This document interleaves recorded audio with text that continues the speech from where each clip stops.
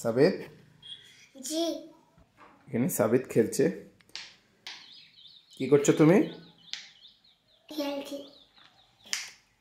কি হয় এতে? ওটা আওয়াজ হয় আওয়াজ হয়। এটার নাম কি? না পারফেক্ট। আসসালামু আলাইকুম রহমতুল্লাহি ওয়া বারাকাতুহু ডিয়ার ভিউয়ার্স। আমার হাতে যে জিনিসটি আছে এই জিনিসটির নাম কি আপনারা কেউ জানেন? অনেকে হয়তো জানেন, আবার অনেকে হয়তো জানেন না। কিন্তু আমার ছেলেকে আমি একটু আগে জিজ্ঞাসা করলাম যে এটির নাম কি, সে বলল এটির নাম হচ্ছে পাপেট, এবং খুবই মজার সঙ্গে এটিকে সে খেলছিল। এই যে এরকম ধরনের একটি সাউন্ড হচ্ছে, এই সাউন্ড তাদের কাছে খুবই ইন্টারেস্টিং হতে পারে। আপনাদের শিশুদের হাতেও এরকম ধরনের কোনো খেলনা আছে, অন্য শেপে হতে পারে, কিন্তু কালারটা এমন ধরনের। গতকালকে আমি একটি দোকানে গেছিলাম, সেইখানে এই খেলনাটি আমার দৃষ্টি আকর্ষণ করে এবং আমি এটিকে কিনে নিয়ে এলাম। হঠাৎ করে আমি এই খেলনা কেন কিনে নিয়ে এলাম আর কেন এই খেলনা হাতে নিয়ে আপনাদের সামনে কথা বলছি? আমি কি ছেলে খেলামো করতে চাইছি? না, ভিডিও শেষ পর্যন্ত দেখুন ইনশাআল্লাহ, তাহলে বুঝতে পারবেন। এই খেলনাটি শুধুমাত্র একটি খেলনা নয়, বরং এটি হচ্ছে সমকামিতার একটি প্রতীক। সমকামিতার এটি একটি হচ্ছে ফ্ল্যাগ, যেটিকে আমরা বলছি LGBTQ+, লেসবিয়ান, গেসেক্সুয়াল, বাইসেক্সুয়াল, ট্রান্সজেন্ডার এবং কুইর। আসলে সমকামিতাকে প্রমোট করার জন্য কিভাবে আপনার সন্তানের মাইন্ড ডাইভার্ট করা হচ্ছে, আপনার সন্তানকে মাইন্ড প্রোগ্রামিং করার মাধ্যমে তাকে পাপেট করে দেওয়া হচ্ছে, বা তাদেরকে পাপেট করার এক নীল নকশা আঁকা হচ্ছে, আপনি হয়তো ভাবতেও পারবেন না। কেন শিশুদের বইয়ের মধ্যে শরীফার ঘটনাকে ইনক্লুড করা হচ্ছে, তাদের পড়াকে কেন পড়ার জন্য মানুষকে এত বেশি এনকারেজ করা হচ্ছে, কেন খেলনার বিশেষ ধরনের রং করা হচ্ছে? আপনি বলবেন যে এই রং তো অনেক বেশি ভাইব্রেন্ট, দেখতেও সুন্দর লাগছে। না, এই রংটি শুধুমাত্র একটি রং নয়, বরং এটি হচ্ছে মাইন্ড প্রোগ্রামিং একটি মেশিন, যার মাধ্যমে আপনার শিশু এবং আমাদের শিশু আগামী দিনে এই হোমোসেক্সুয়ালিটিকে, বাইসেক্সুয়ালকে, ট্রান্সজেন্ডারকে, LGBTQ+কে স্বাভাবিক এক প্রক্রিয়া মনে করে নেবে। যেমনটি বাংলাদেশে কিছুদিন আগে তাদের পাঠ্যপুস্তকের মধ্যে শরীফার একটি লেখাকে ইনক্লুড করা হয়েছিল, এবং সেটিকে নিয়ে এখন পর্যন্ত সেখানে বিশাল মাপের একটি কন্ট্রোভার্সি চলছে। আজকে যারা কন্ট্রোভার্সি করছেন তাদের মধ্যে ন্যূনতম কিছু মোরালিটি বিদ্যমান আছে। তারা মনে করছেন যে ইসলামের মধ্যে, অন্য ধর্মের মধ্যে এবং মোরাল যে একটি স্ট্যান্ডার্ড আছে, স্ট্যান্ডার্ডের হিসাবে লেসবিয়ান বা সমকামিতা এবং বাইসেক্সুয়াল, ট্রান্সজেন্ডার এটি কোনো স্বাভাবিক প্রক্রিয়া নয়।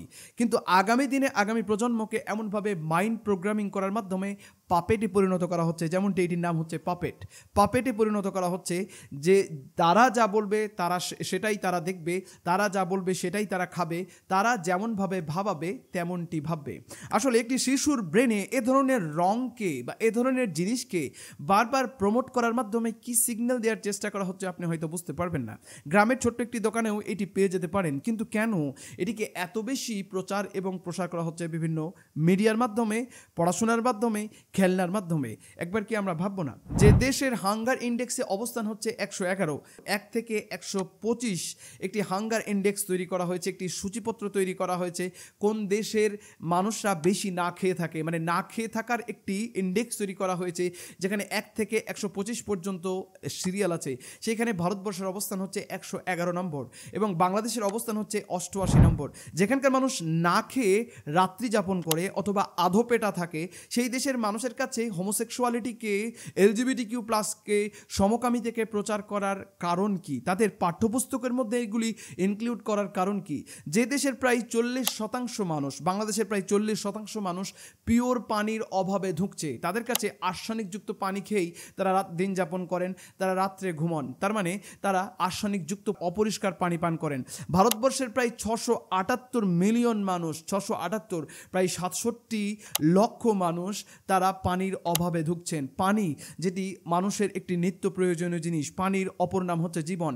পানির মতো গুরুত্বপূর্ণ জিনিস যেটি আমরা স্বচ্ছ পাচ্ছি না, যেখানে টয়লেটের মতো গুরুত্বপূর্ণ জিনিস যার মাধ্যমে রোগ ব্যাধি ছড়িয়ে পড়ছে, যেখানে এডুকেশনের মতো, শিক্ষার মতো গুরুত্বপূর্ণ জিনিস যেটিতে আমাদের অবস্থান অনেক অনেক বেশি পেছনে।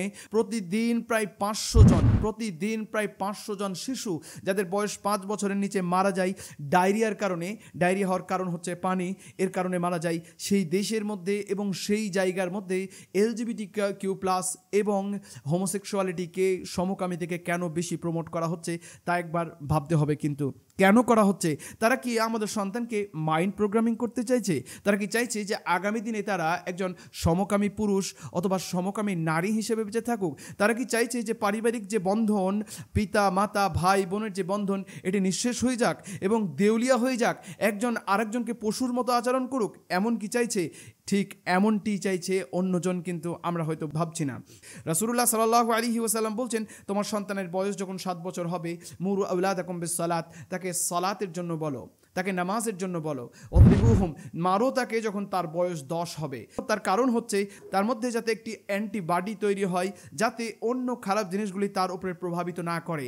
আপনার শিশু যখন কথাই বলতে শিখেনি, আপনার শিশু যেমনই দেখতে শিখেছে, কথা বলতে শিখেছে, এমন অবস্থায় যদি তার সাবকনসিয়াস মাইন্ডে, অবচেতন মনে এমন ধরনের রং এবং এমন ধরনের প্রচার প্রসার এবং স্কুলে গিয়ে এমন ধরনের শিক্ষা যদি শিখে, বিশ্বাস করুন আগামী দিনের তারা হবে একজন সমকামী পুরুষ। আগামী দিনে তারা পরিবার নিয়ে, সংসার নিয়ে, ভাই বোন নিয়ে কোনো কিছু ভাবনার তাদের অবকাশ থাকবে না।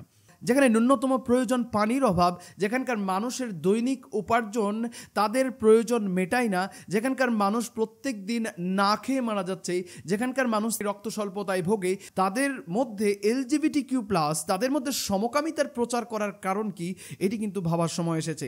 আসুন আমরা দৃষ্টিভঙ্গি বদলাই।